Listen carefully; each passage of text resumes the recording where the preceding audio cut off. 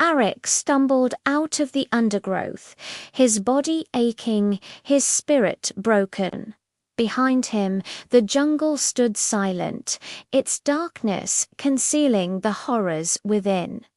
Before him lay a clearing.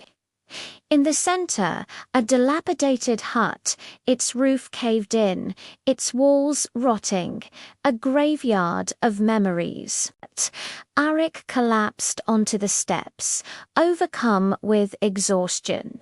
As the first rays of sunlight pierced the canopy above, he noticed something strange.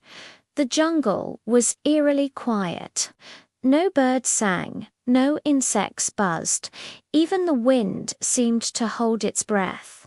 It was as if the forest itself was observing him. Suddenly, a voice shattered the silence. So, the great Aric has finally emerged from his hiding hole. Aric turned to see a figure emerging from the trees. Tall, muscular, with skin the color of polished mahogany. The man exuded an aura of power and age. His eyes, deep-set and wise, seemed to hold the secrets of the jungle. This was Bodhi, the last of the oracles, a tribe revered for their knowledge of the ancient ways. Legend spoke of their ability to commune with spirits, to heal the sick, and to predict the future. "You called me," Aric rasped, his voice hoarse from disuse. "I felt the disturbance in the forest." "You are strong, child of the moon," Bodhi replied, his gaze penetrating. "But the tiger's curse is a heavy burden."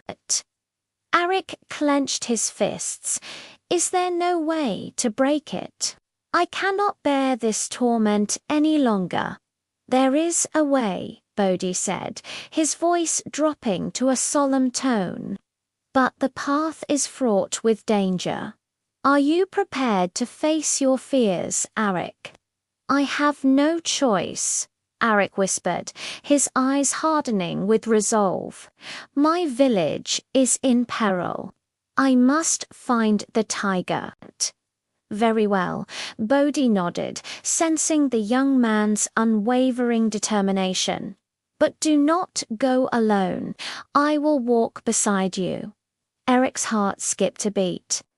Having the oracle's support was a beacon of hope in his darkest hour. Together, they delved deeper into the labyrinthine depths of the forest. Days turned into nights, and still the jungle offered no respite. The oppressive humidity clung to them like a shroud. The cacophony of the forest, the incessant buzzing of insects, the rustle of unseen creatures pressed upon their ears, driving them towards the brink of madness. Aric's resolve wavered. The curse's grip tightened, sapping his strength. Just when despair threatened to engulf him, Bodhi placed a reassuring hand on his shoulder. "You must find your inner strength, Aric," the oracle said, his voice echoing with wisdom. "Only then can you hope to defeat the curse." Aric closed his eyes, drawing a deep breath. He thought of his village, of the lives hanging in the balance. Their hopes rested on him. He would not fail them. As if summoned by his thoughts, the tiger suddenly appeared before them, its form solidifying from the shadows. Its eyes, twin orbs of infernal fire, pierced the gloom. The air crackled with its power. Its presence alone was a tangible threat. Aric felt his blood run cold, but he stood his ground. The moment had come. Drawing strength from the earth, Aric channeled his fear into power. The tiger lunged, its claws extended, its fangs bared. Aric countered with a swift kick, connecting with the tiger's chest.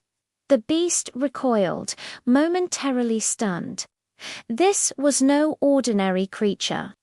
Each blow dealt, each wound inflicted was met with unnatural resilience. But Aric fought on, his determination fueling his every move.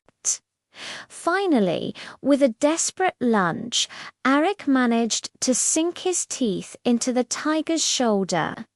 The beast roared in pain and surprise. As their struggle intensified, the tiger's form flickered, its essence draining away. With a final deafening roar, the tiger dissipated, its energy coalescing into a single orb of pure darkness. In that instant, Aric understood. Defeating the beast's physical form was only half the battle. The true challenge lay in confronting the darkness within the forest itself.